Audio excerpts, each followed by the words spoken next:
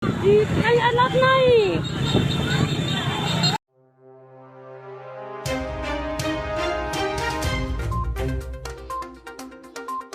Badan Meteorologi, Klimatologi, dan Geofisika melaporkan peringatan dini tsunami pada Selasa 14 Desember 2021.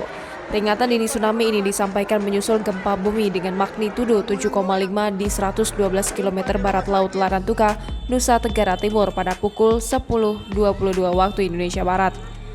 Daerah yang termasuk dalam peringatan dini tsunami yaitu Maluku, Nusa Tenggara Barat, NTT, Sulawesi Selatan, dan Sulawesi Tenggara. Kayak alat naik. Nanti saya takut sekali.